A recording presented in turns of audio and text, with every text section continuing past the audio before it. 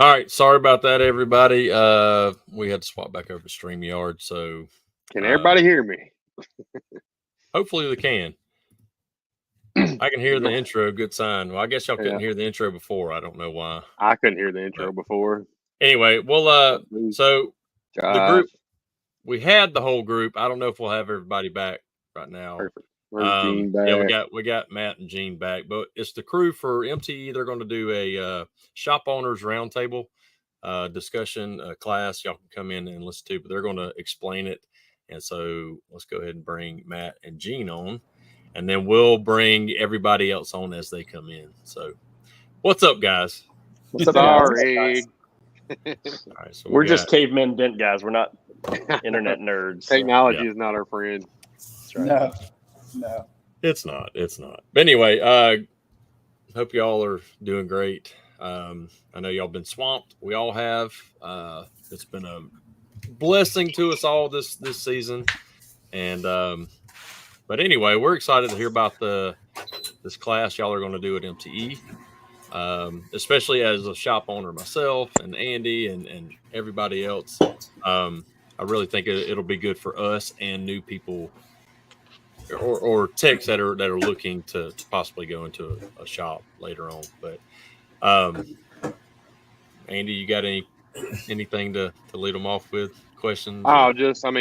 Personally, I think I've probably talked to each and every one of you, when we was getting our shop and everything, and gotten great, valuable information from you. I'm glad you guys have came up with the idea to do this to spread the word more. I think it's going to be very beneficial because shop is the new thing for PDR, and what better guys to, talk about it than all of y'all. So I'm excited. Well, certainly. Thanks for having us on. Absolutely. We appreciate the opportunity to get on and, spread the word about it a little bit. And I'm really hoping that this is the most well-attended class at MTE. That's my goal. I feel like it will be. I'll put money on it. Yeah. All right. Should be a fun time. I think we all, when we were chatting about doing this, we were all basically like, dude, why haven't we done this in the past? This makes sense to get together and chat and try to be as transparent as we can possibly be. I know, all of us, heck, most of these guys, including we're on a podcast now. We've learned from podcasts with guys just being transparent, and the shop owner seems to be the path that people are going towards, and so we get a lot of the same questions, and we have a lot of the same questions, and felt like if we could kind of put all of these minds in the same room, it'd be a really cool thing to do.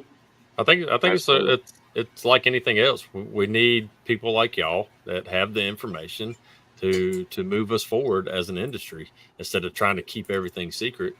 I think there's a lot of classes I think we should have. This being particularly one of them. I think it's a great thing. So I'm excited. Yeah. I'm definitely going to try to be there.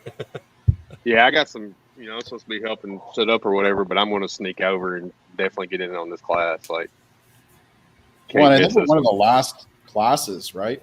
So we are. Yep. Yeah. End of the day. Yeah. Should be after setup. So work faster and really. Hey, babe. I'm with Dentcraft crew, so we have it all done pretty quick. So. See, even Stephen said this is the info he needs, and like I said, what better people to get it from? So, just makes too much sense. Nice. Oh, Drago's sipping on the bourbon. To me, when we were chatting about doing this, it was cool because, I don't know about y'all, but I've been to MTE 10 times, something like that. And the very first maybe 2 years I came to Education Day, felt like there was a lot of information I soaked up. And then, 3 or 4 years I went back, and it was a lot of the same information. Right now, that's not always the case. There's obviously guys pushing it forward. There's been a lot of technology changes and scanning and glue pulling, all the stuff that's out there. But for a tech that's a really new tech, I think there's a ton of information on Education Day that has always existed. Must go. But when you get into 5 or 6 years, there's just kind of I sent several of my techs, and they were at a class, and they basically came back and said everything they taught us we already do a little bit better than they were teaching. So in a lot of ways, it can the education kind of hits a threshold, and so for us, I think every one of these guys, and including, what's funny is including Brandon and Andy, like all of us have called one another, leaned on one another, and asked questions of each other. You know, Chris and I have talked about marketing. Corey and I have talked about hiring, and Gene, you know, we've all like talked about how to take steps forward in your business and what it looks like when you're opening a new shop and what are you looking for. And these are the guys that when I'm looking at shops, I'm sending pictures to and saying, what do you think about this and all that? And I think there's a lot of people out there that are in the same boat and they don't know who to turn to. And what is maybe helpful is just seeing that everyone has a lot of the same questions. And so we wanted to open it up to have those questions answered. And what, you know, I don't, y'all correct me if I'm wrong, but every time I get asked a question, Gene and Corey and Chris, and I'm almost hesitant to answer my response because it's so like, this is my experience, but like your market's different, who your clients are different, your employees are different. And I encourage everyone I'm giving advice to go and talk to other people because they're all going to have similar questions, but maybe different answers. And so I thought that a roundtable type discussion would be really helpful to have, like, you know, again, 4 or 5 different thoughts on the same question that are all successful answers. So it makes it where there's not one shape that fits everything. What do y'all, I mean, that was kind of my thoughts on this. I totally agree with you. And as far as like, you know, a lot of people have questions of adding services. Like that's something we talk a lot about on my podcast as well. And basically like people are asking, Matt has services, I have different services. And the question on that is like, it depends. If someone calls you and say, hey, should I add PPF? Well, it depends. Are there a bunch of PPF places that do a really good job that have a lot of, are already set up on Google and all that type of stuff? Like, is it going to be a new ocean, a blue ocean for you? Or is it going to be, you're going to have a lot of competition? Maybe you need to look at Restore FX. Maybe you need to just hire more dank guys. So it just depends. And so I think there's going to be a lot of those questions as far as like, what should I do? That's not what we're trying to cover. I think we're trying to cover more of a broad, like, what does it look like if you do this? Not like, should you do it? Because that's not something we can answer really without knowing all of your background, which in our position, none of us have time to spend a couple hours to answer that question for you. Our goal is like, here's what it looked like when we did this. If you do it, it could look like this, you know, and you have to make that choice for yourself. And hopefully be able to motivate people to make those next steps. I mean, I think that's the goal.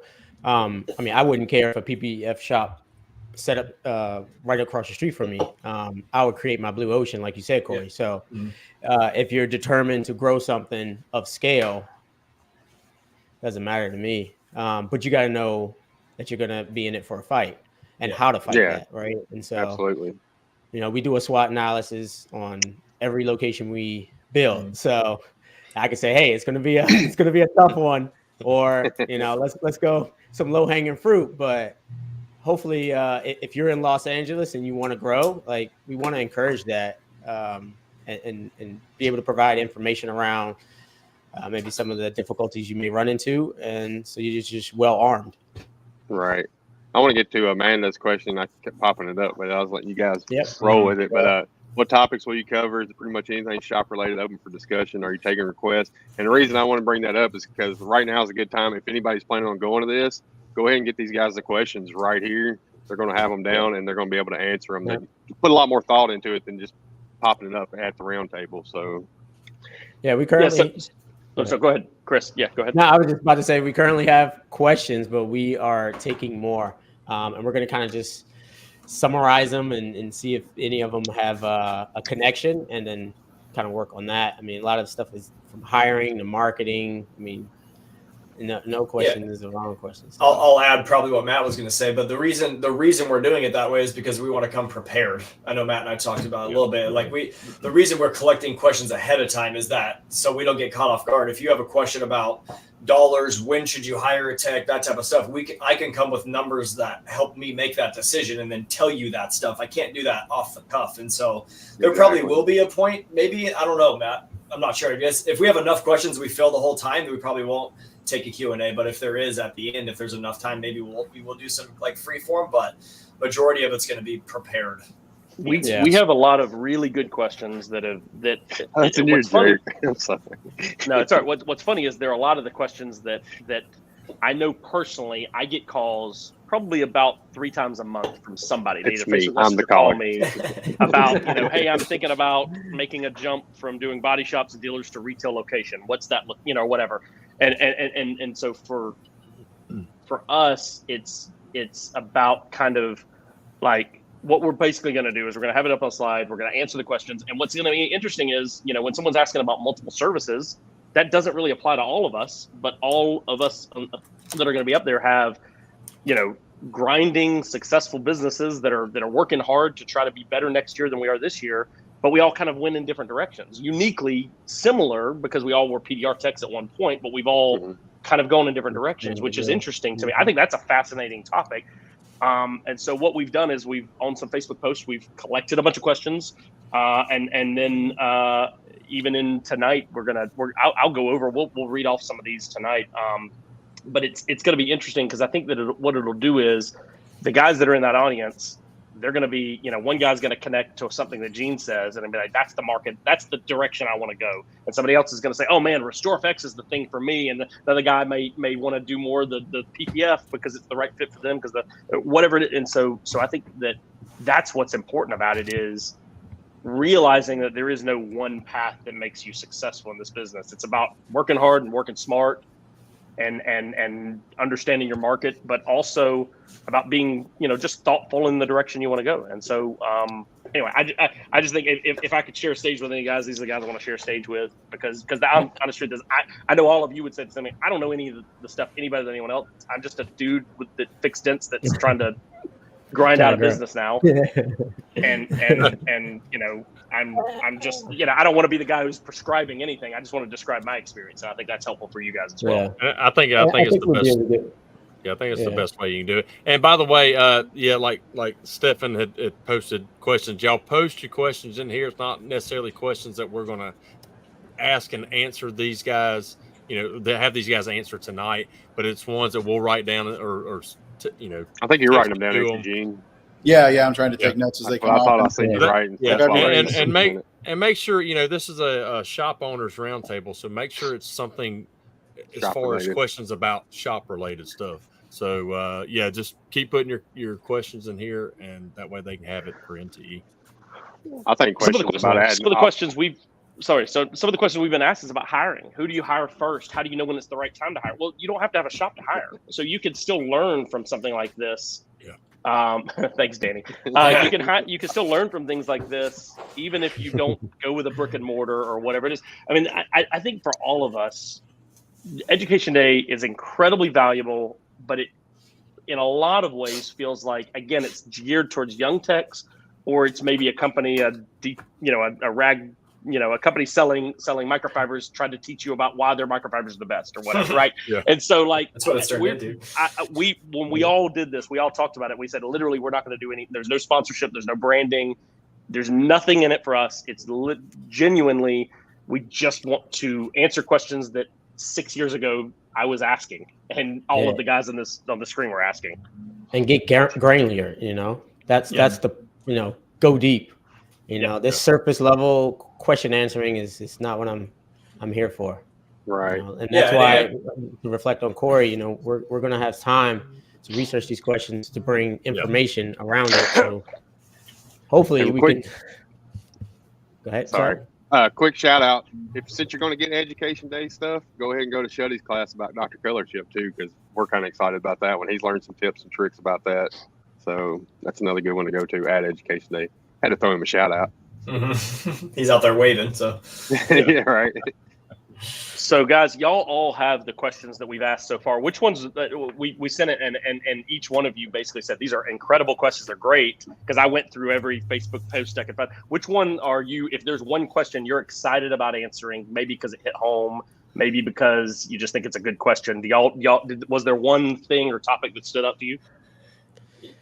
So I like the hiring. So hiring's good for me. It's how do you make that jump Hire. from doing mobile work to the shop? How do you make that job? How do you make that jump? And what does that commitment look like? Right? Like that's where I feel like a lot of people go wrong. Well, that's the scary part, the pull the trigger part, right? Yep. The commitment part. And that really Absolutely. goes back to like one of my philosophies is sometimes you've got to take that that little step backwards to take that leap forwards. And that's where everybody like gets scared and then they start running forward again before they're ready to take that leap. That's probably, and I think, in fact, it is the top question on our list. Nice. I mean, not like just the first ordered. Yeah. That's the first one. I'm like, that was it because I struggled with that for a long time. That's my a lot of people that are mobile is like, man, I just can't see myself sitting in the shop from 8 to 5. I don't have any issues with it. I love it. Like, especially, I mean, if we're slow, yeah, I'm miserable sitting here from 8 to 5. But if you're busy, like it goes by. You get to look at what you got and be proud of it and stuff. So I think it's way better than grinding it out in the parking lot myself. But we're all different. Yep. I think your 10-year-old self will thank you too. Yeah, No, absolutely. That's right. Chris, what was your Prepare favorite for the future, guys. Right. Chris, what was your favorite question? You said hiring. What was it? I'm sorry, go ahead. It was just the hiring. I think that's the biggest fear. I mean, that was my biggest fear, was to hire, to make sure that I feel like it's an obligation when you hire someone to bring them on board, pay for their salary, their family is involved in it. I'm very connected with my employees. So I don't hire just for temporary. I hire for long term. And I even had to make some adjustments to that. As we get hail comes in and I got to hire 3 or 4 guys, I can't be too attached to that. Or if I hire admin staff or accounting, I mean, we would go from 9 to 12 employees all the way to like 20 some odd employees pretty much overnight. So everyone doesn't get Chris, unfortunately. Right. But with hiring, we put together a onboarding packet. It's 106 pages that they read through. And so that pretty much pushed me to systemize my business in each department. And so hiring is just the next step. Once you know how to hire, how to train, then stepping out and getting a shop and hiring your first employee is easy because you have a format to follow. And I don't want to go too deep into it, but hopefully in the roundtable, come to the show. Come to the top. Come to the show because I want to pick out of that 106 page onboarding packet that we have with videos and everything. I think there's like 20 to 30 different videos in there that it gets people up to speed within weeks. I don't have to do any training, any one-on-one training, or at least maybe 5% of one-on-one training. So. Anyway, that's why I like hiring so much because it's systems. I'll follow up on that. Okay. I'll follow up on that with my favorite question being mindset, but that's, if anybody knows me, that's pretty much where I always land. But I would say a lot of what Chris is talking about is the mindset part of it, and you get to choose how you want to make this business. If you want to be just a route tech, not just a route tech. If you want to be a route tech, that's fine too. If you want to move into a shop, why do you want to move into a shop and stay by yourself, or maybe have one other technician there? Just understand who you are, understand what you want, and what the goals you're trying to achieve are. Are you trying to open up multiple locations? Are you trying to have a shop that has 5 or 6 people work at it? Like what's the goal? Like having a lease payment is not the goal. It's what are you trying to build? And each of us is trying to build something different. And if your dream is to have a shop location for yourself where you're the tech and you do everything, that's just as good as Chris opening up locations all over the country and Matt expanding in Georgia. I mean, there's no different. It's just understanding what you want, knowing yourself. Corey, bouncing off that, I think if you do have you get a shop for yourself just for you to work, I think your mind changes into starting getting employees. Because me personally, it sure can. That's where I started at. I was like, I'm just gonna get it for me, fix some dents, and now I'm like, I need people to fix the dents for me so I can grow this thing. So I think if you may not have ever done it because you're like, I don't want to have 5 or 6 employees, but if you start with yourself and then you get to that, it's like once you get to that next ledge, then you can see the top of that mountain, then you can see the next top. You couldn't see it before because you weren't in the shop. And I was the guy who said I never wanted a shop because I wanted the freedom of mobile. I said, go back on my podcast, the receipts are there. I said it 100 times. And now Hudson, I don't know if he's still on here, called me the other day because I made a post on Facebook saying this is why I have people come into the shop, because I had 2 lights, Strinky box, glue, the whole Kiko cart and all that stuff. And he called me and was like, you're a trader, dude. You could have done this mobile. I'm like, yeah, but marketing's a thing, dude. But yeah, I like it. things change. I like Dave. Did you notice? Dave sent this to me. He sent it to me, but I think it'd be a great question for the roundtable. What during that downtime when the shop is slow, what are you guys doing? Obviously we're all going to say grind, but there's certain ways of grinding to get more business in the door. So I think touching on those would be very helpful for people.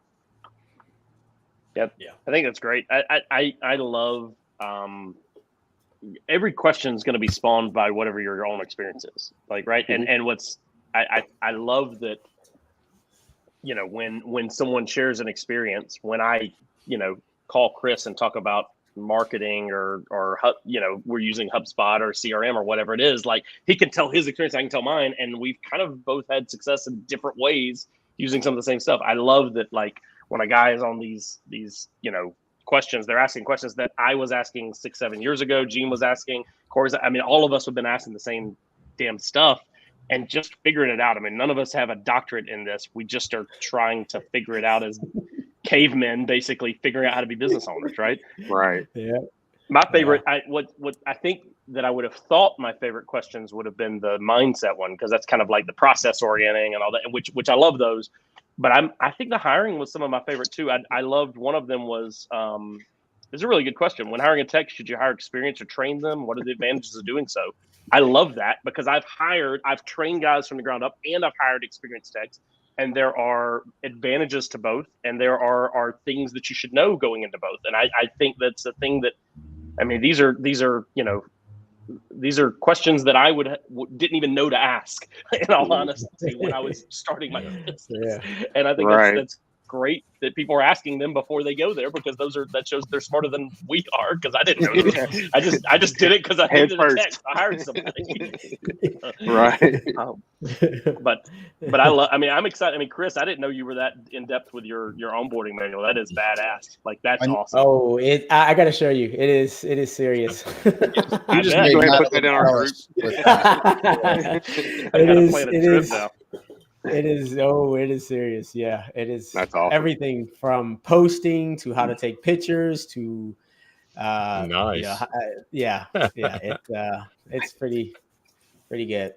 That's awesome. Yeah, because most of our techs can fill into every role, so they can do admin, obviously write estimates, do the repairs, make phone calls to adjusters and stuff like that. So we just give them for tech side, we just give them an easy way to just find everything. So the goal of the onboarding, which we were changing this year, was that it's a reference kind of handbook for them. So hopefully they'll just keep going back, find even like State Farm's emails and phone numbers. You go back to the handbook. I want to get the guys to just every week go back to that handbook. And so when they ask me questions, I reference the handbook if I can. Hey, here's the link directly to the handbook. So it just gets them accustomed to, hey, there's a lot of stuff in there. Because when you give a handbook, 106 pages, it's overwhelming. They don't read it. No. And so over the weeks, if you keep, the ones that read it, actually, let me just say. Right. Yeah, it stands out. Right. So then I just keep referring back to the handbook, and they tend to get the drill. Every time I think I'm a process guy, I hang out with Chris, and it's like, it's like, oh, this guy, he's at a different level. So Chris, man. I love it. It's so good. Chris, how long did it take you to create the 106-page onboarding book?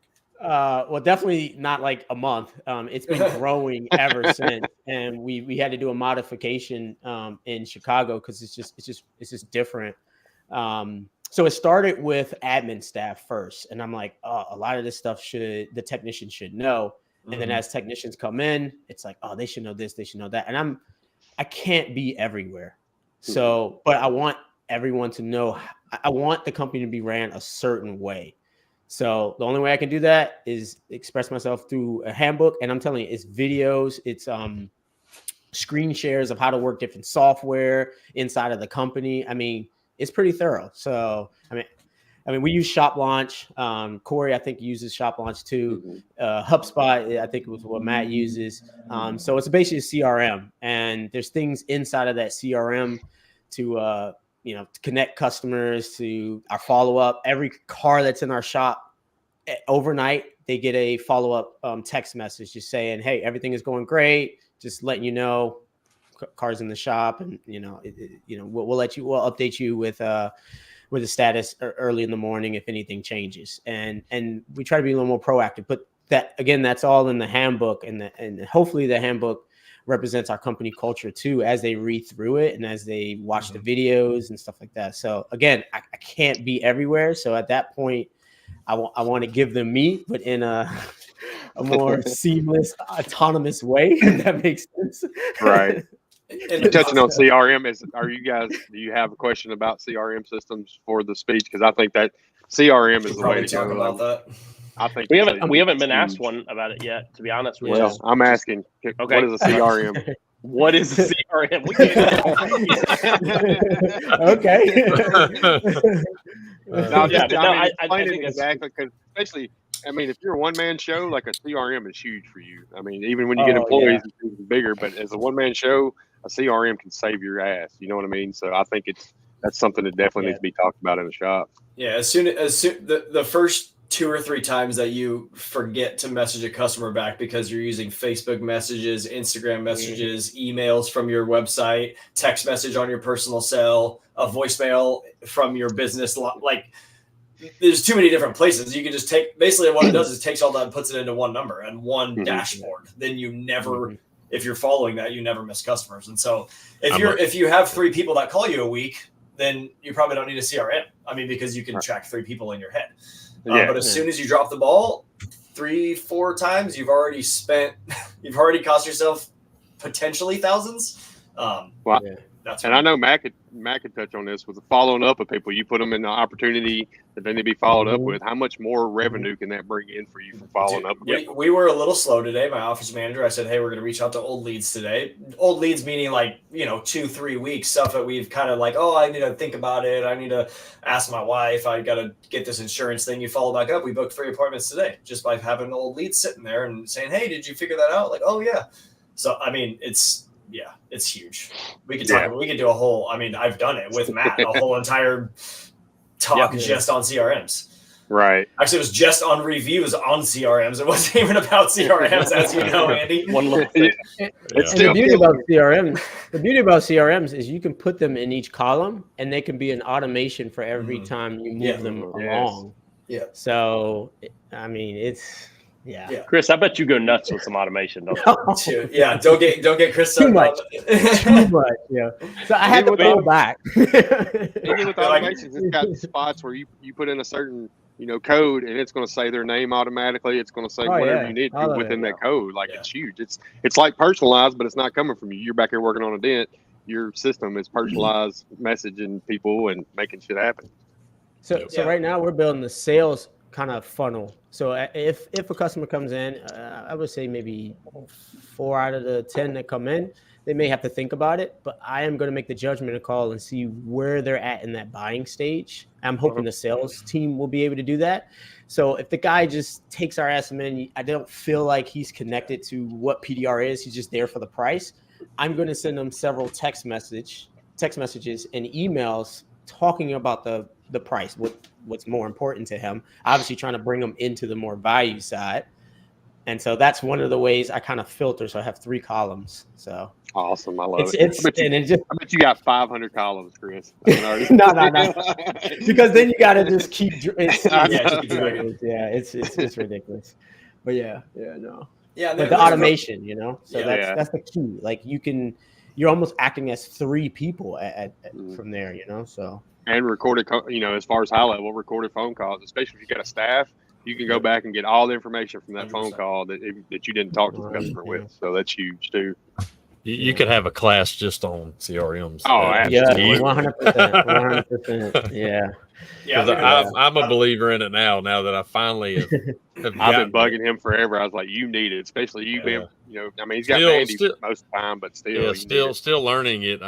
It's difficult to learn, but who do you have, Brandon? Which platform do you use? High level. Okay, yeah. So similar to. Just started, Yeah. What, a month maybe? Yeah. We could talk about. So Dwayne had the wholesale question. We could talk about doing wholesale in a shop environment, because there's different. Always learning, Josh. There is, you're not in a wholesale in a sense that we're going to go knock out a bunch of cars at a dealer lot. Although I do have technicians that do that for me. I just don't personally do that. So that's one side of it. And then there's a big market for having some other company do the $75 car dents, and then you do the hard stuff for the right price. I mean, Absolutely. it's a very big market for that. So Yeah, that's what we do. yeah, I mean, I'm not interested necessarily. Yeah, in They the, can have all your cars. Just give me the ones Yeah. they don't want, and I'm going to charge you accordingly. yeah, Gene, and- you're almost into the smash wholesale, right? Like that's your market, right? Yeah, well, so I've got a couple mobile techs that do regular wholesale and dealerships and body shops, and then we do some larger wholesale smash work here, right? Like in between the big company that doesn't want to fix everything and the body shop, we found a great little niche to do big damage to a great wholesale level and turn good money at it. That's what I like about this group of shop owners here is we've all got successful shops, but we all run different shops. It's not like we're running the same operation. No, it's very different. Yeah. And they're all working, and they're all, at least from what I can see in our discussions, they're all what we want to do, right? We're all, at the end of the day, man, I try to live like a pretty stress-free life and do what I want to do. And that's what I've built this business to do is to allow me to work on what I want to work on and build what I want to build. I remember one of our talks, Matt, I think we were talking about shop space, but you were talking about like one thing is to build a skyscraper and another is to build a town, right? And neither one's wrong. It's just what you're trying to do. and they're both needed. Right. Needed Yeah. both. Yeah. They're It's not even absolutely as one needed. wrong as they're both necessary. 100% Corey is stress free life. Oh, You quit got getting no hail, kids. Corey. You got no kids, One- Corey, too. That's it. He just Yeah. keeps getting hail every year. Right. Well, Matt you knows. plenty of worry. Well, Has and anybody- one level more of that, Gene, is when you talk about, I think we were talking about growth and what growth looks like. You can grow a skyscraper, you can grow a town, and as a business, you can grow wide, you can grow tall, you can grow in adding, think of Sal or Bryce that are like, we're going to just grow our value personally. Like growth. I mean, one of my favorite, Hayes Freeman, he's not even a dent guy anymore, but he always said healthy things grow. Like that, if you're a healthy tree, you're growing. If your bank account's healthy, it's growing. If your personal, your spiritual, whatever it is, if you're healthy, things grow. And as a business, you have to be growing. And it doesn't always look the same, though. It doesn't mean that, like Hudson, he bashes on shops. It doesn't mean you have to have a shop to be growing. But I do think you need to be growing or you're dying. I mean, that's just what's happening as a business. If you're not growing, you're drowning. What are you doing? Josh was asking Matt if you got any guys doing lot work. Yep, we do. Yeah, we do. We use it more as a training ground, to be honest, Yes, because that's why I keep retail it. is who we are. That's, if we were doing a SWOT analysis, kind of who we are as a, wholesale never comes up as an opportunity for us, right? Like retail is the opportunity, but wholesale is the metal time for my retail techs. It's what allows us to learn to be good retail techs and be able to hire someone when they're not really at the level that can do retail work quite yet. Right. Yep. Dwayne's Dwayne- asking multiple locations. Anybody planning on opening more locations? Matt, you got 3 now, or I Chris, have two Chris full-time. has a couple of 3 maybe. Yeah. Close to 4. 4. So we're gonna come all up and down the East Coast. I think having a little discussion about how stressful it could be owning multiple locations would be, because me and Matt's had several talks Maybe about, a couple MTEs from now that will be the next Yeah. the next version of it. I got a Right. few gray hair. I'm sure. Yeah. I don't know if it's from the I'm going kids in the with- shop though. Yeah, I was gonna say I got gray in my beard now. That's what I mean. That's my ultimate goal, is to have another location too. Besides this, I don't know why I'm crazy like that. I'm like, I've heard of the horror stories and I still want to do it for some reason. So it's like, let's go. Yes. I would say that's a goal of mine as well. I really think that PDR, right? We're all born of PDR, but like the shops have changed a little bit. I still think PDR is like, we're not in our infancy anymore, but I think we're just teenagers, Adolescent, right? Like adolescents. we're still trying to figure it out. If you came to me, so it'll be 6 years in February that we signed the lease on this shop. if 7 years ago you came back and had a conversation with me, it would be way different than today. And really, even just, I don't know, 4 years ago, it's a different discussion. Yeah. And certainly now it's a different discussion. It's crazy how just like you grow up in life, right? A 20-year-old Gene is different than 47-year-old Gene. That's way different than 13-year-old Gene. As the business grows, or even as we grow as people, it's crazy how it evolves and changes and our views. Like, I bet most of us started with, like I did, a gun case of tools in the back of a truck. You spent $3,000 on those tools, and you were like, man, I'm set. Like, What else is there? What else is there? Like, I have a tech lose a case of tools out of the back of the truck, and it's more than that. It's You know what I mean? true story. That's Yeah, true. very true story. Yeah. Poor Dave. God, I bet he was sick. But Tori's it's asking just- about hybrid shops. If I don't know if you want to write that one down for discussion. Sure. So hybrid shops, as in hours. Yeah, like you're not there all the time. Yeah. By is the appointment question. only. Yeah. Yeah. Well, Yeah. we can talk about it. I Talk don't about recommend it, it, for but sure. we can talk about it. Yeah. Josh, we're offering wheel repair, but it's a kind of a subcontract thing. Yeah. Same. Sean was asking about insurance too. And I don't even think I saw that in our list, but that for me is a huge component of opening a shop. I know you can do insurance claims not having a shop. I'm aware of that. I did it.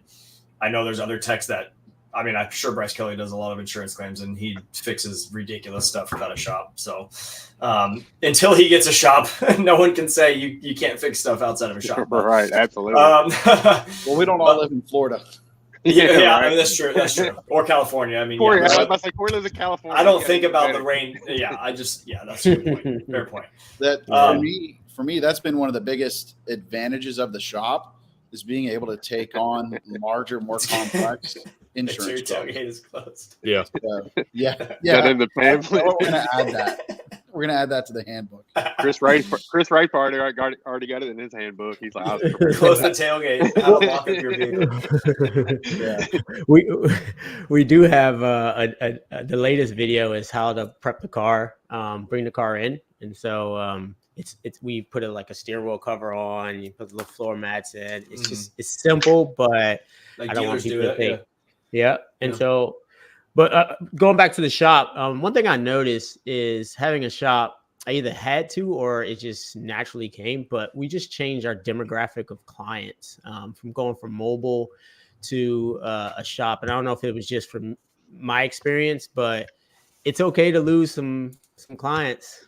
nachos. Yeah. Yeah. And so even the good ones. Yeah, I even had if they some were body good, shops I but- had to, But they were mobile only. They were that's- mobile only, yeah.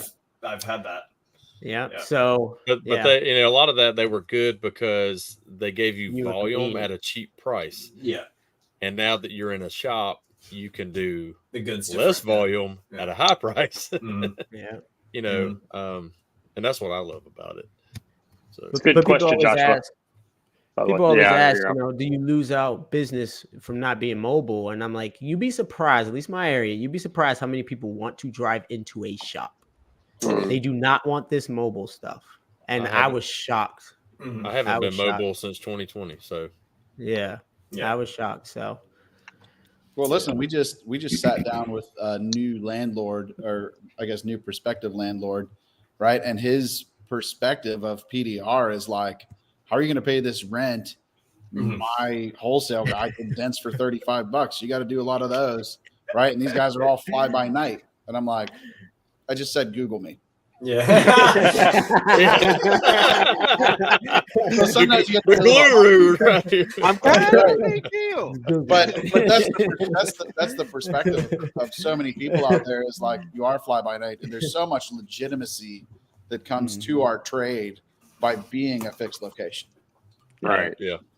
And how much you could sell yourself, like, doing upgrades to the shop, like, our flooring. I was talking about it before the show, the flooring, the light, like that sells a lot of customers. They walk in Dude, and see it's stuff like that. They're it's like, unreal. It's unreal, Yeah. really. Yeah. famous.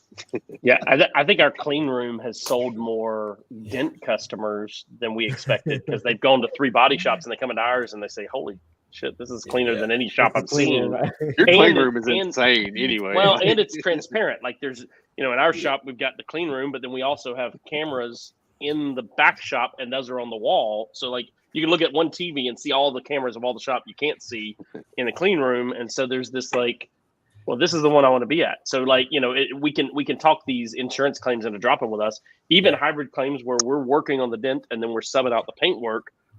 We're taking them from body shops quite often because they like our presentation better than the body shop. Yeah, absolutely. And when you're selling a presentation service, a visual service, that it makes a big difference. I know Chris's shops remind me like an Apple store.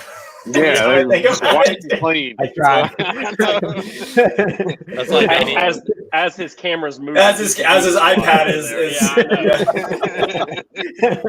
Maybe it is an Apple store. Little side business. Danny Hacker did ask earlier if any of y'all have thought about calibration shops, and that's what I think of when seeing the pictures of Chris's shop. Yeah, I'm actually talking to somebody now about that in our market too. Yeah, because I mean, it's. Has anybody seen Luke Price's new calibration shop? That's where the conversation started. I sent it to him and I was like, we need this in Sacramento. Period. Bob, it looks like Bob Koch has some connections or whatever too, so reach out to him. One of the questions that we got submitted that we're going to answer, there's two of them. One is what are the best additional services to add to your retail, which is obviously subjective, and we're going to talk about why we chose the services we chose. But then one of them, what's the expected runway and the ROI, the return on investment for adding these additional services? I plan on going pretty in depth about about those services and about I want to hear. I mean, because we're not a RestoreFX shop, we also don't do training like Gene and Chris do, and so I'm interested in the market and the models you guys have, but I'm also happy to share our when we've added PP. I'm not joking. Maybe it was 3 weeks ago, I talked to a PDR tech that is very successful, has a shop. I talked him out of doing PPF because he went into it thinking it was so easy to add. It was just amazing. And I was like, listen, you need to know this, this, and this. And this is how I would go about it. Not that you can't be successful, but you need to be prepared for this kind of runway. Mm-hmm. And if you're not ready for that, you're going to have a hard time succeeding. And so that's the stuff that I feel like is very valuable. Absolutely. Well, it's like Dwayne was asking if you give a referral free fee for a body shop. No. I don't do anything. We have body shops. We refer back and forth, and there's no reason to dip in each other's pockets. Right. How many of you guys sub out body shops nowadays? Like you actually take in the clients and sub them out? That is on my list of things to do. But Chris, you do? Yep. Talking about body shop repairs. Yeah. Like customer comes in with customer comes in with a fender dent, but it has paint damage, and it's an insurance claim. Yep. 100%. How many of you actually take that claim on versus sending them to the body shop or talking them into not filing? We encourage it. You already filed a claim. Sounds great. Drop it off when you want to drop it. Yep. Yeah. That's exactly what I say. Yep. Exactly. Yeah, that's awesome. With that estimating software, you guys using CCC? Still in Mobile-Tech RX? CCC. Both. Okay. Both. Yeah, pretty much. Mobile-Tech RX and DentOps. Yeah, right. Yeah. If anybody don't know about DentOps, you will soon. Yeah. We just, and Corey, with you being in the non-hail area, I could see that being more beneficial as CCC. We got CCC this year just because of the hailstorm, and luckily having Ray, that's been we love CCC now. I still don't know how to use it, but I love when I see the messages come across. Yeah, well, I mean, it's the learning curve too. I don't want it for myself for 5 claims a month and learn how to use it. So there is an opportunity to do it, but I'm not there yet. Right. Yeah, I think if you're going to do a lot of insurance work, whether that be PDR or just regular dents, you have to have CCC. That's the lingo that they speak. So you better get used to writing stuff in CCC. Yeah, or at least understand. Let's have someone else write it and understand how to talk about it at the least, exactly. At the very least. Yeah, exactly. 100%, yeah. And that option is available, right, through DentOps. So and that's Sean talked about insurance. I mean, that's the insurance world. I mean, that's huge. Just within the last 12 months, I would say 12 months ago, I did 0 claims unless it was hail, basically. Mm-hmm. And now, I mean, two a week probably now of hail of insurance claims. I mean, I was doing the math a while ago. Between the two shops, I think we have just under 30 cars at the shops right now. like today. And I was there. I was at both shops today, and I think 8 of the 30 cars are insurance claims, and none. Wow. I think maybe one is hail, and the rest are all Just non-hail smash insurance Scratches claims. and stuff. That's awesome. Mhm. Yeah. Insurance is where PDR needs to go, to be honest. It's the next level. Yeah. Oh, absolutely. Yeah. And people Yeah. are so scared because they hear body shops how much they pay for CCC and stuff. We pay $350 a month. Next year it'd be $450 a month. It's not that Yeah. bad compared to how much easier it is to work with insurance and what you're getting And it's from more it. stable. It's more stable. Yeah. I didn't say anything. Yeah. I mean, technology's hard.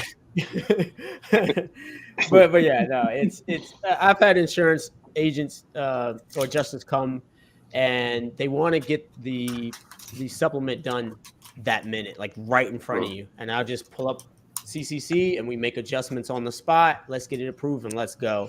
And so you have to familiarize yourself with CCC. You have to. I would not be able to do that. I have to send it to DenOps, and then they'll talk back and forth, and it's like, I want to encourage the insurance adjuster to come and see what we're doing, see the reason why I am charging close so to much better than repair. keyboard warriors.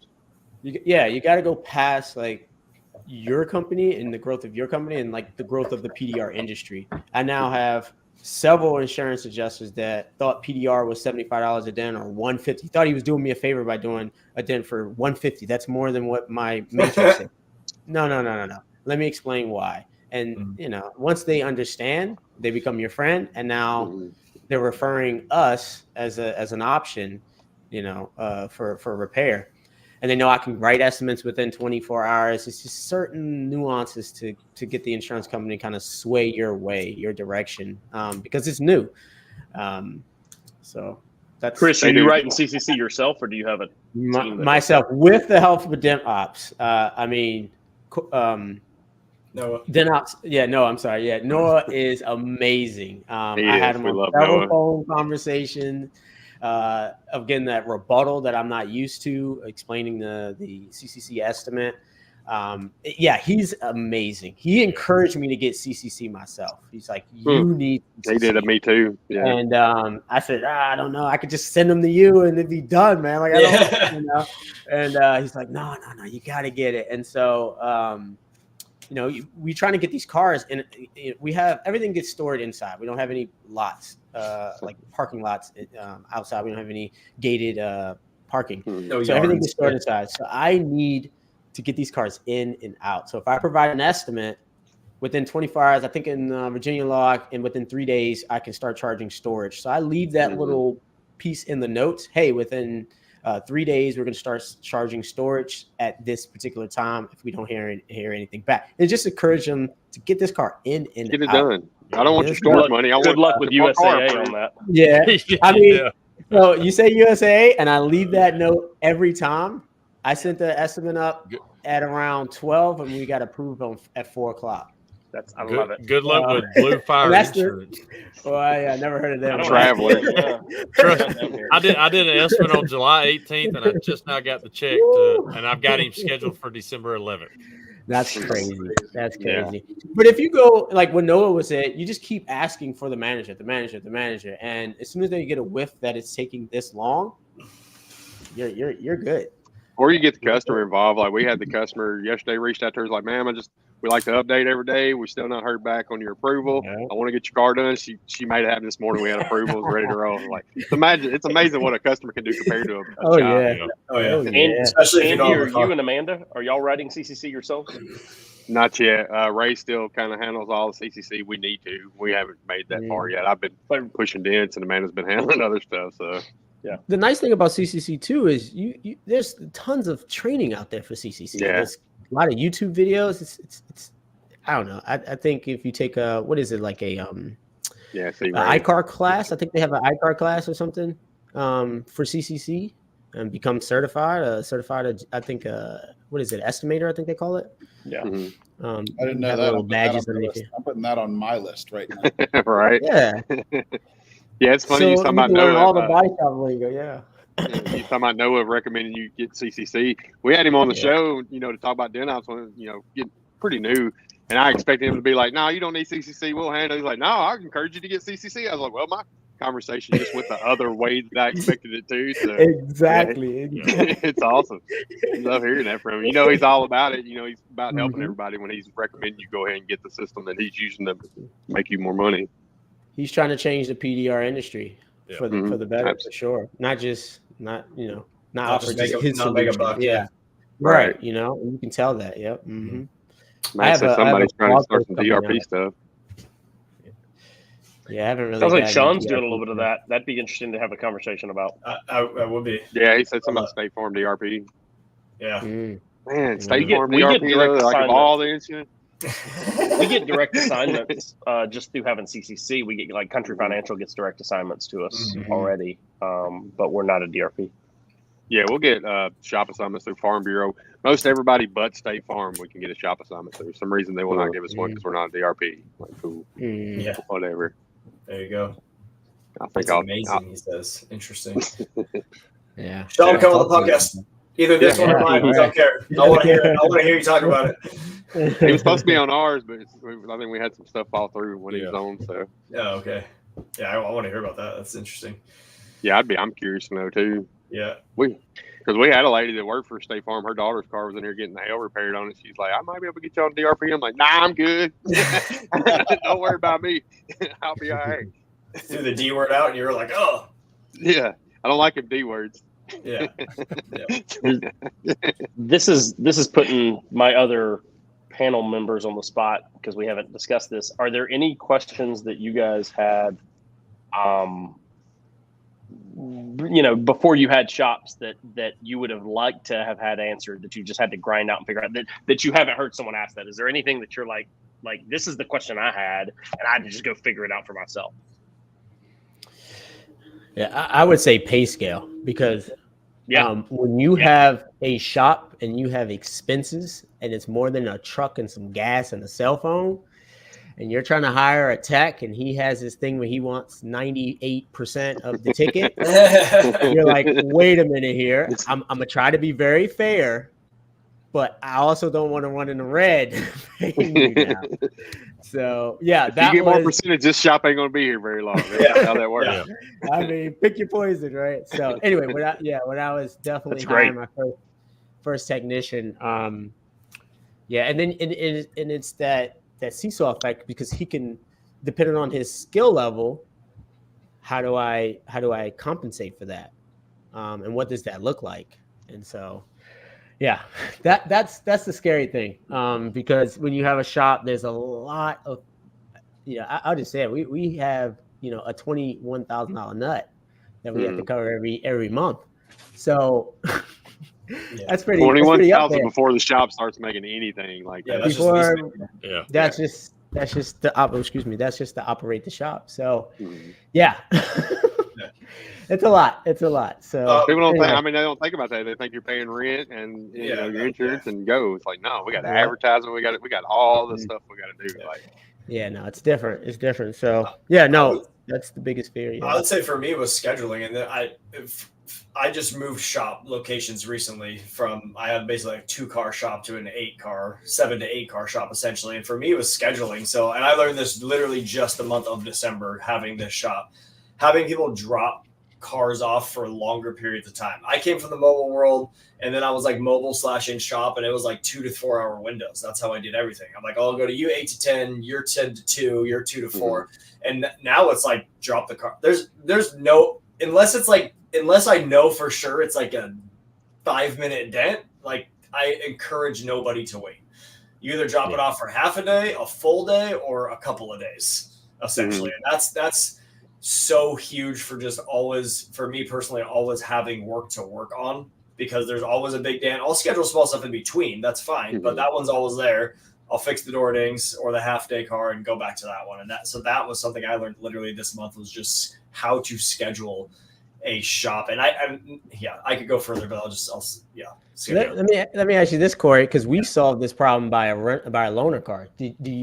Have you thought about that? I do not. I've thought about it, but I don't have the loaner car. Yeah, especially if you're like, hey, just leave it now. How am I getting it home? like right there. Yeah. Right there. That's the next step for sure. Yeah. Yeah. But even just scheduling, just telling the customer, just setting expectations up front is super important. And when you don't think about it, you don't tell them.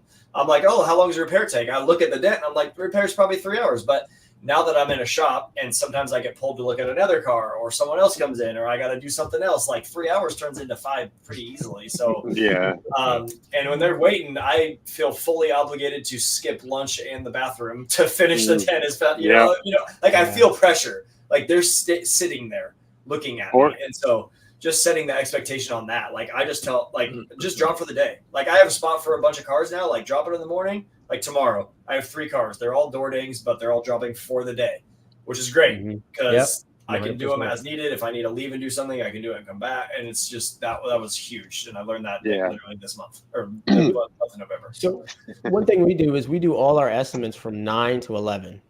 No estimates past that. We actually have to get work done.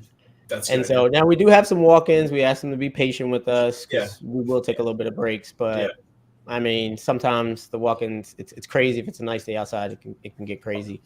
Right. Yeah, Corey, I mean, my 5 minutes scarfing down my feet. Right. That's what I meant. Why you're pushing this? Yeah. Doing an estimate. I'm eating. You know how many pushes you can do while you're chewing? Like 30. And then you take inhaling your food. Yeah. What's that mobile? I always still sticking with you. And I'll tell a customer, like, I'll give them, I'm usually try to get all day. And I'm like, look, it's probably going to be done sooner. Like, that's the plan. But I like to overshoot. Yeah, I like to overshoot just to be on the cautious, safe side because somebody will call or this will happen. So I'm giving you the worst case scenario and we'll go from there. And it seems to work really well. And you just follow up with beating out the body shop. Yeah, that's I can get you home. Yeah, I can get you home. Yeah. What's your address? Let's go. Yeah, right. We've taken a couple. Like my office manager's driven a couple people home. I don't have a loaner car, but he's driven them. So Lyft has a concierge service. So you ask them for their phone number and address, done, and they will connect with the. Yep. It takes not in like Dixon, they don't. $7. No, no, we ain't got nothing in Dixon. Not in Dixon. You hang it up. I'm the Lyft driver. What you want? So for us, one of the rules we put in place is anytime a repair goes over $1,000, the car spends the night. That's just that's just the rule. Yeah. Like, yep. That's one way to keep it there. And it lets you fill in the schedule, right? Like you can grab other cars. You can take that walk in. Exactly. But if you're trying to jam, you can't take in, right? So it's easy to add extra repairs to the day. If there was something that somebody would have told me before I made the jump was to prepare for the little lull in the action that Google slaps you with when you go from a service area to a fixed location. That was sort of a serious wake-up call for me. Was like we went from covering like 30 air miles, right? So I'm pretty sure if we could pull the covers off of Google, it's a 5 to 10 mile circle around my shop is where we show up near me. Yeah, instead of the whole Pittsburgh area. There was a learning curve there. And so the question would be more like something about like what's the onboarding time from going from this to more what about what does that transition look like? Yeah. What's the runway for that? And makes complete sense. What I think one of the questions that I used to get asked a ton, and that I think was my question when I went into this was, what percentage of my business needs to be retail before I move into a retail shop? Like, how much of my money does need to come from that to be able to cover that? And then on top of that, once I add my expenses of just a shop, no employees, but shop, and then you factor in employees and marketing and everything else, how much on top of that do I need to make it worth it? Because if you add $21,000 worth of overhead that Chris has got, in theory, you don't want to make 21,000 more. You know what I mean? Like that's you don't want to make just 21,000 more than what you made. Because then it's like, is the juice worth the squeeze? Is it? So that was kind of my question was like, what's my personal return on investment? And I'm still figuring that out, honestly. But I think that's the question that we're still. I mean, at least I'm still asking. I'm sure y'all are all still asking, but it was certainly the thing I was asking, 7 years ago. Yeah. That's true. Yeah, and then like Gene said, you got to take a step back for 2 steps forward. There's nothing you can do except for if you're working 60 hours a week and open a shop, or if you're working 40 hours a week and open up a shop and work 60. Does it make you not make less money the first few months? There's not. You know, you got to see what the opportunity is. What can you do now? Like I do the math. I had a 2-car shop and now I have an 8-car shop. So if I put, you know, $1,200 a day per stall per, you know, how much more is that shop worth? What can I get it to? And you do that math. I mean, I could throw out some ideas on that on day of, but yeah. I got a question. Does anybody own their shop or is everybody leasing? Own. Lease. Cash. Brandon, you said own. Yeah. Me too.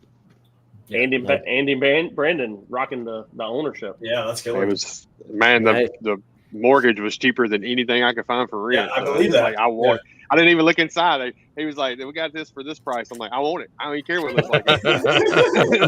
I'm good. Let's go. But I didn't know, because if one of you guys, or, you know, a couple of you own your shop, I figured that'd be a good question to ask. And that's like, you know, bonuses to, you know, leasing to owning or whatnot. So yeah, for sure. I mean, that's a question I get asked a lot. I mean, Andy, you and I have talked about, like, why would we spend, you know, between the 2 shops, I spend $16,000 a month just on rent at 2 shops right now. You know what I mean? So it's like, you know, our nut between the 2 businesses is over $100K right now, you know, for staffing and marketing and everything we have. Like, you know, it's like, why choose that versus ownership? and you know, we were talking about growth earlier. You can either grow by owning equity in a thing, or you can grow by being lean and mean and trying to, you know, whatever. And so it's just a matter of what kind of business you want to grow. Yeah, absolutely. And it's kind of down payments required too on ownership. Yeah. And you know, yeah, conventional is 20% down, so that's minimum for that. Yeah. Well, I guess SBA, but I mean, I think it all depends on what it's the market. Everybody's area is different. It's not. So I mean, you're not finding this shop in Corey's territory for what $1.5 million for a 2,000 square foot.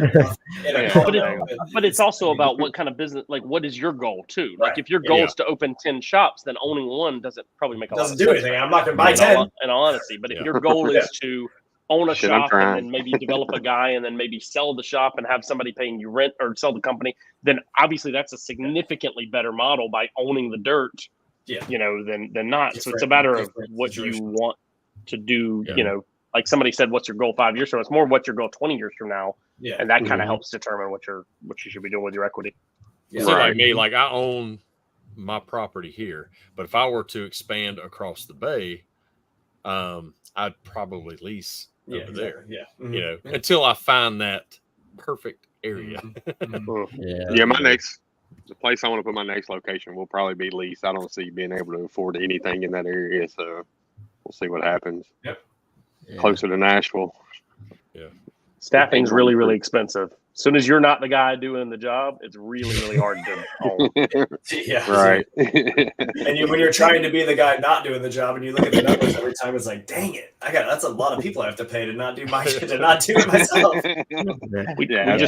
We just hired 3 new bodies in the last 45 days, and we've got another one that's on the books for like after the new year. So that's a lot of labor that you're paying for. You know, whether you're you know, making money or not, so you better figure it out. Yeah. Twain asked if anybody's college educated. I'm on double. I graduated the 3rd grade. I'm on double academic probation from the community college. They were like, you can go back and take 1 class. And I was like, how about I save my money and I don't. I got my GED. Does that count? Corey, do you have a degree? Do I have a degree? Yes, I do. Yeah. Figures. Chris? No degree. Yeah. That's interesting. 5 out of 6 of us don't have a degrry. My dad told me not to do Denson to go to college, and I did, and then I left and then came back to do Denson. I'll go to Corey. My dad told me he didn't want me in the automotive industry either. You see how well that worked out for him. Mine too. It's funny My how dad that works. want me in law enforcement, so here I am. There you go. I have a lot of people. I mean, I'm a blue collar fan for sure, and I have a college degree, and I've told many people that it's not necessary. I'm a full, especially nowadays, just the price to value is just completely out of whack. For sure. Barely read. I can't read. I don't. What are you talking about? Yeah, it's all right as long as you can read the LED Read light. the lines. You're all or right. whatever. It's all good. I'm a dog guy. Hey, so if any of y'all have any questions, real quick, go ahead and get them in pretty soon because we'll be ending this, and then I mean you can still type them. We can go back and look at them and send them to the guys. And I've got I a pretty- know I think I'm added maybe 10 questions that I caught Perfect. going Yeah, through. we're so gonna have to I'll- we're gonna have to do a Zoom meeting, just the four of us, to like make sure we have enough time to answer all these questions too. Yeah. I know it's I already know we and don't. Yeah, I know. It's gonna be Put tough. one of you in each room, and So it's supposed to be a 2-hour thing. I think one of them might be interesting is just, I know that Corey and I both, we like listen to a lot of audiobooks. Do you read much, Chris? Is that a thing you do? You listen to audiobooks or podcasts, or what are you into? I read. Podcast, yeah, not podcasts. Read and then the Audible books. Yeah. Yeah. Audible. Yeah, Yeah, I think sounds like that's audiobooks for me.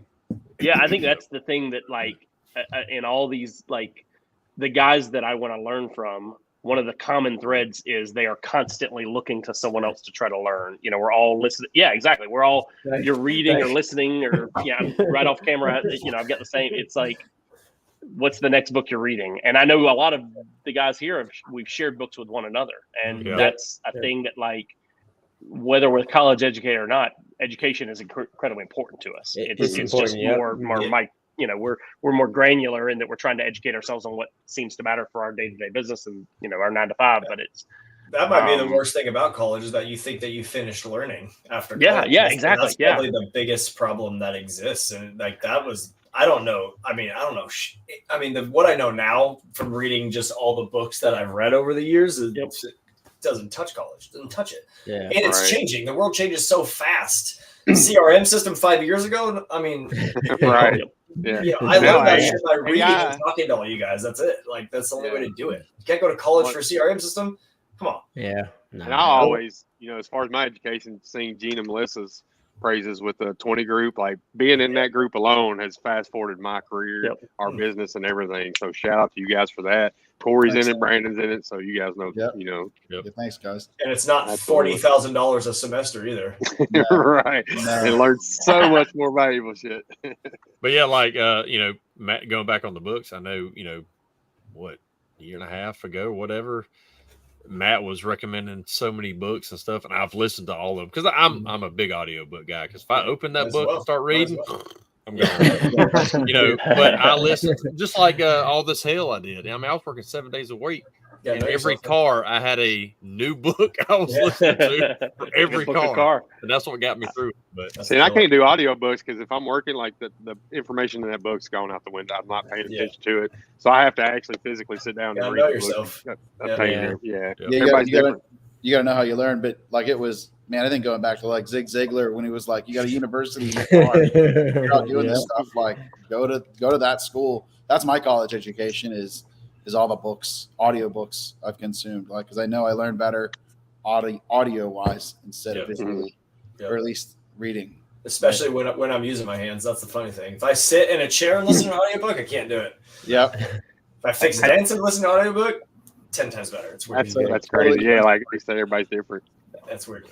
Yeah. I think the guys that are up here, we've got a little bit of experience and get a little bit of knowledge or whatever, and obviously we'll have a stage that we're chatting from. But if you asked us honestly, like, I don't think we're any smarter than any other dent guy. I think we just read books and make mistakes and try to learn from them. And like, that's the thing. It's just like learn from whatever you do and learn from other people and hopefully make a few less mistakes next year. That's it. And keep grinding. And so that, to me, that's, if you can take nothing away, again, the whole point of this whole discussion is not to be prescriptive of this is how it looks to be successful. You need to do this, and this. It's more to just be kind of descriptive about our own journeys. And hopefully guys can take from it and learn from it and grow from that and maybe take some steps with a little bit more confidence as a result. Yeah. That's what I really love about it too. You guys this isn't something to sell people on something else. It's just there for, you're taking your time out to help the industry, help others and stuff. And I recommend everybody soak this up like a sponge and, hold yourself accountable for it. And if you're wanting to shop, put what these guys are telling you to use and make it happen. My favorite part about books is literally you can take Brandon Burchard, one of the best coaches out there, probably in the world outside of Tony Robbins. He has his lifetime of knowledge. One of it, like written in this book that you can listen to in 10 or 12 hours. And I think for us being on stage too is like, I've been around doing this for 23 years. I think everybody else is pretty close to that, 10, 15, 20 years. Like we're going to distill all that stuff we learned into a couple hours for you to take. I mean, there's literally nothing more valuable than someone doing that for you. And the people that think, I'm not going to learn that much, like you don't see the world the right way yet. I don't think. Yeah. Right. You know? If you learn 4 things out of this book, that's what it's for, you know? Well, I don't care whether you're like brand new in the business and trying to figure it out, or you're a veteran. Like there's always something to learn. Josh, I think, made a comment earlier. He's like, man, I've never seen Gene that quiet. He must be learning as much as me. To learn from, man. I want to be the dumbest guy in this room. That's me, dude. Sorry. There's For sure. I don't have a college education, man. You got me beat. Shit. I forgot I'm superior to all of you. Wait, where's my diploma? I guess Corey should have been at the lead of the poster. Yeah, there you go. There, if you don't want to buy audiobooks, if you got a library thing, you get a library app and get them for free. Yeah. Thanks, Yeah. Melissa has some good book recommendations, by the way. Oh, absolutely. Non-business Yeah. books. We share books. I love Yeah. share Fiction, books. yeah. She's great. So, Yeah. What are you reading, Matt? I'm so sorry. What? What you reading? I know you're reading something. Well, I'm always reading something. Right now, Yeah. we've got Traction is one that I'm in the middle of. Oh, I'm like I- 60% done. Classic. Right Did I now. recommend that to you? That's How many my books have I- favorite book. It's a Did I good book. recommend It's that? really good. I I'm love looking that right book. now on my shelf right now. What's the Made to Stick was one that I've read like 3 years ago, and I started it again because it was like some early parts of it. That was a good one. But and then I like fiction too. I don't have to. It doesn't have to be business. Like I like just reading, literature that's good literature. So anyway, I'm always listening to something. Like I've always got 2 or 3 audiobooks up. So. Yeah, Traction is really good. So I'm rarely out of like the self-help business genre, but right now I'm listening to Kitchen Confidential. Anthony Bourdain. Man, I could listen to that dude tell stories all day. It's a great book. I'm 42% of the way through the book. Good book. That's enjoyable.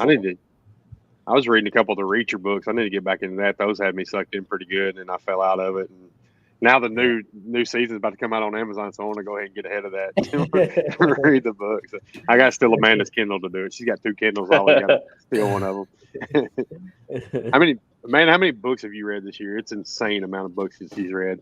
She's killer. It's a lot. Harry Potter. Probably 2 a day. She's a lot. Melissa's on a hard roll to finish the year too. Dwayne, that's a good one. Jeez. She's got 3 Kindles. I didn't even know about one. Hey, hold on. Watch this. 79 books this year. Stop it. I swear.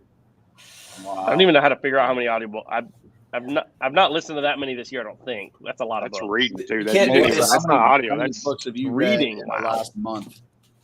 I've got 270 in my audiobook that I've downloaded in Audible. So That's I've got good. a lot of Audibles, but that's over multiple years, obviously.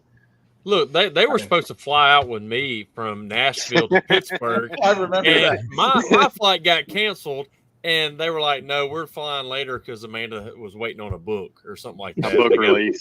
Yeah. So I had to fly. What, really? I got in at midnight because of the 7.5 book. books in the last month from That's Melissa. crazy. That's strong. That's strong. Yeah. That is strong.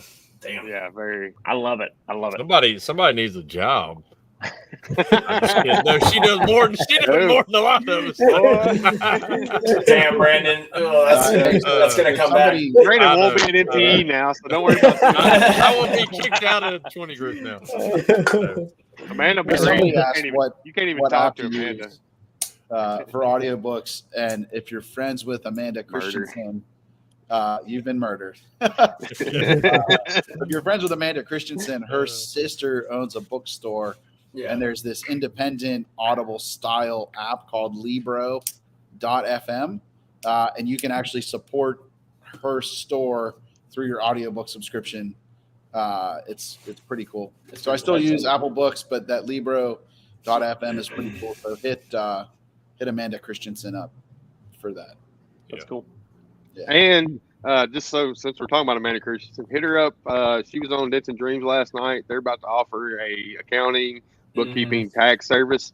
I highly recommend you get on that. If you don't know Amanda Christensen, she's on her shit. Like I have called she's the Amanda one I want multiple times for accounting questions. Yep. Yeah.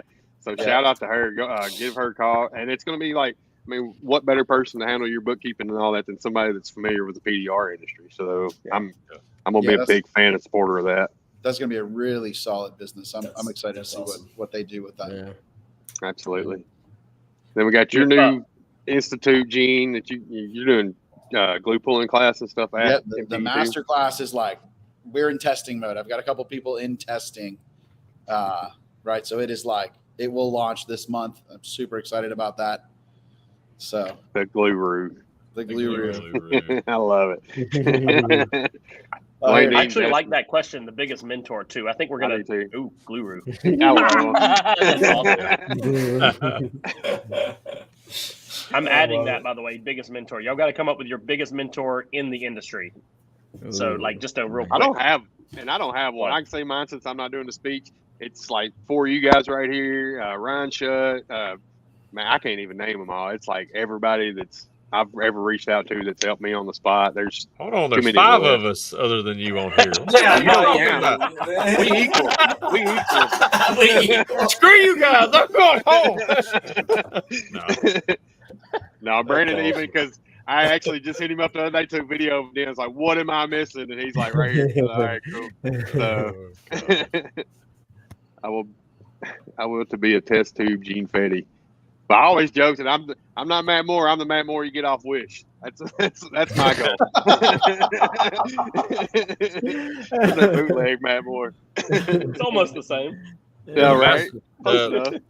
Matt Myers, the master class is in person. So hit up Gene if you want to. You can't teach glue I'm pull always online, saying. baby. Come on now. Well, hey, we're at hour 17. What's y'all your have hurry? anything? We I'm still got not in a 20-some hurry. people I watching. mean, we can stay here for 4 hours, Full of dent nerds. Yeah.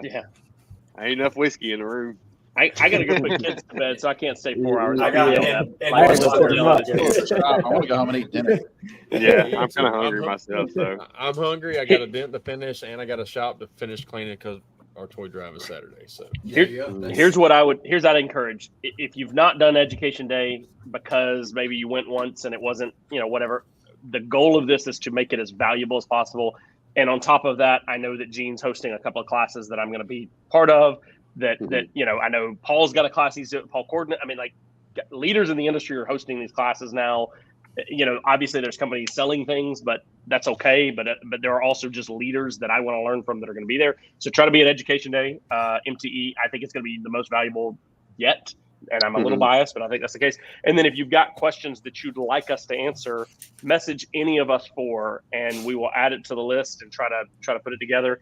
And we're going to come prepared. I mean, my goal is to have, if it's an ROI question, we're going to have some real data. If it's an overhead question, we're going to have data. If it's, how long did this take to, we're going to be able to talk about our real life experience and not just shoot from the hip like a podcast or whatever. And so if you've got questions, the more questions you have, the better this presentation is going to be. And then at the end, if we have some Q&A time, great. But hopefully this just facilitates conversations throughout the whole MTE. absolutely. That Awesome. MTE is so great for those connections, right? Where you're away from the day to day. You're not answering customer calls. You're not looking at estimates. Like, you can sit down and have those breakouts and talk to people and connect. That's probably my favorite part of MTE is the connection with other people in and around the space. And the way it's grown is just unreal. I think this will be my 12th year of MTE. Yeah. 12th or 13th year. If it's 24, it's going to be my 13th year, I believe, of going. And it's just been really cool to see how it's evolved. And it is not online, right? Like, how many people don't go because they're afraid of the social media drama? There is almost no drama. Not at all. At the show, right? Yeah. Like, just Not go. unless the bar runs out of alcohol. It's no. and do come The keyboard to warriors don't do that there. It's all keyboard. You won't see that there. yeah, no, Yeah, nobody's quite as brave as they are behind a keyboard when you're Absolutely. in person. Yeah, I would say And Education Day has really, really evolved. I remember those days, like Matt was talking about, where it's like the same presentation year over year. It's just not that anymore. Right. Like it is. There's so much information to absorb. That's what our team member, Ray, he's getting into PDR. He's about to go to training. I'm sending him to Education Day. I was like, you need this, and this is a great year for it. So we're bringing my son and our content intern, our social media intern. They're Nice. both coming this year for Education Day and the first day of the show. Heck yeah. I would say go with it. I would say don't be afraid to talk to anybody. There's never been.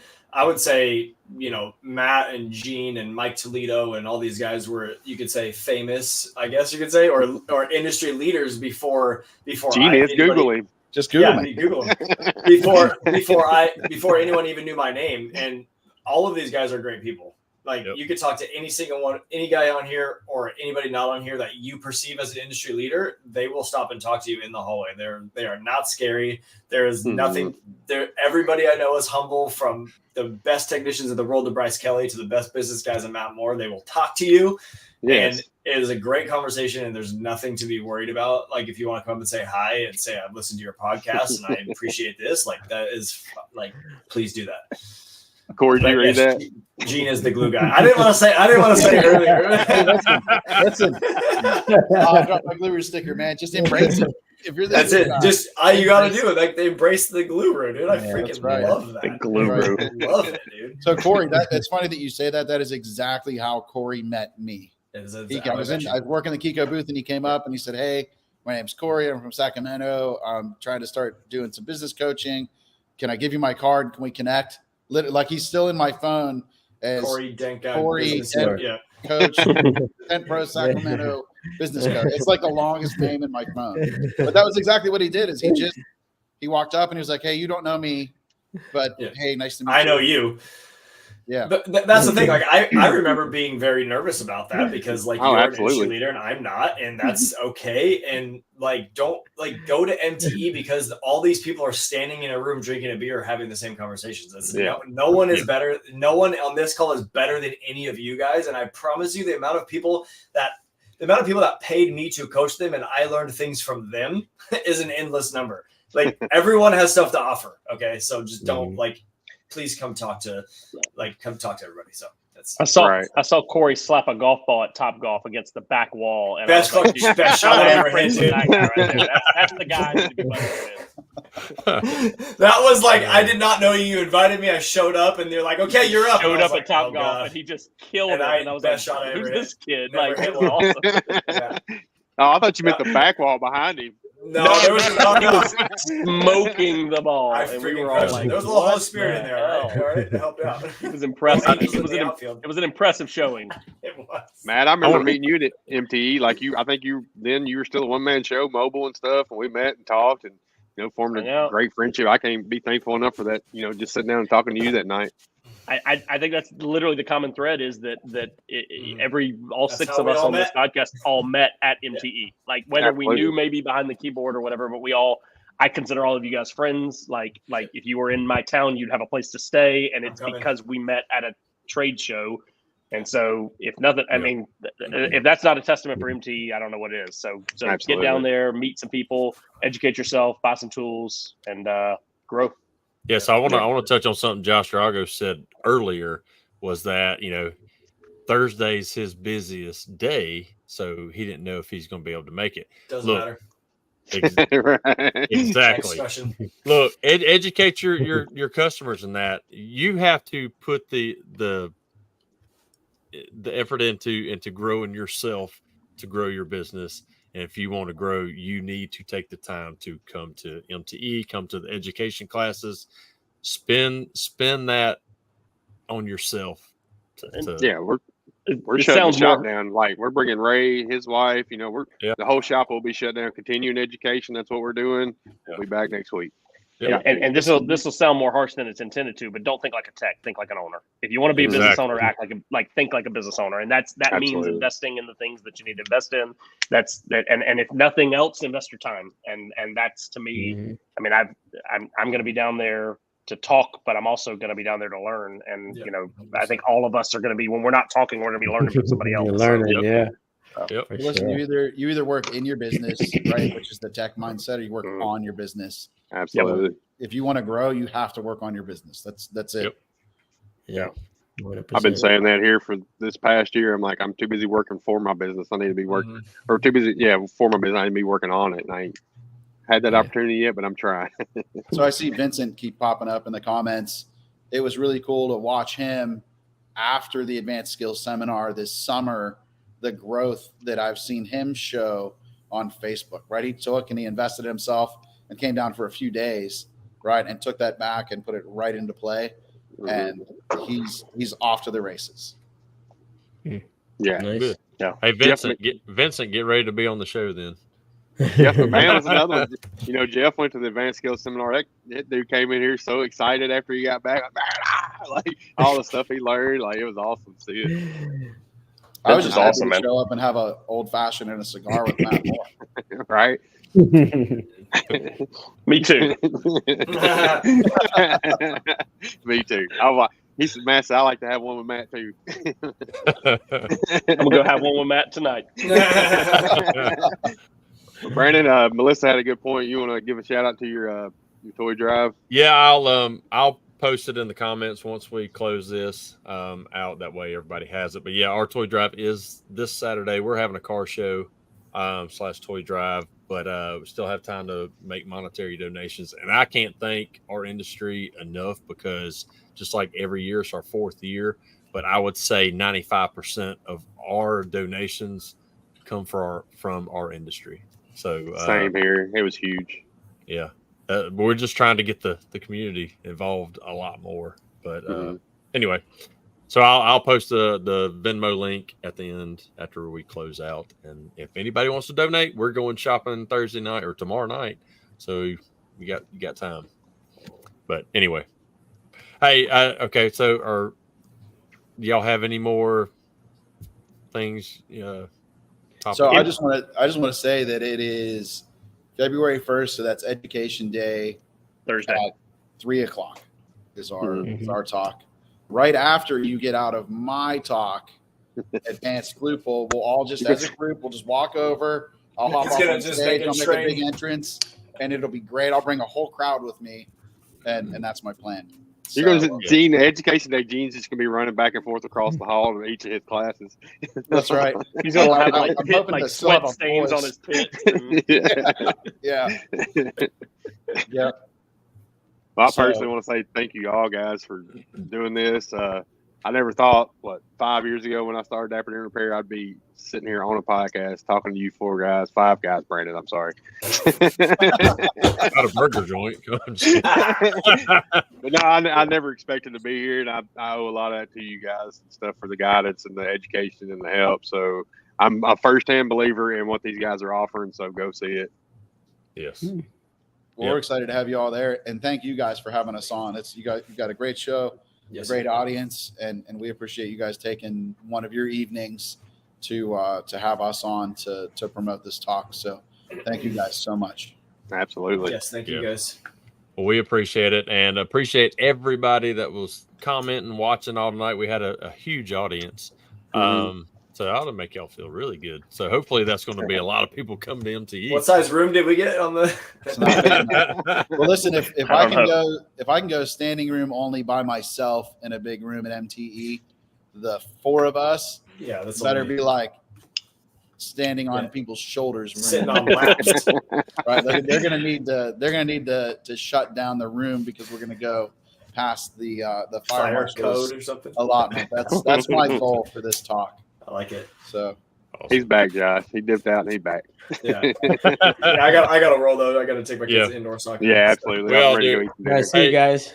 Appreciate it. We'll see y'all. Thank you guys so much. Thank you guys. Thank you. Yep. Thank you guys. See ya. All right. Well, let's see. Bye, everybody. So, hey, again, we appreciate everybody watching, and we will be back next week. I don't know who we're going to have on just yet, but we'll let y'all know next week. We'll figure it out. But again, appreciate it. I'll put my Venmo in the comments after this, and please donate if you can. anything helps. It's for the kids, and that's all you need to. That's all you need to know. It's for the kids. Donate For the Anyway. kids. Yep. Peace out. See y'all next week. Bye, y'all.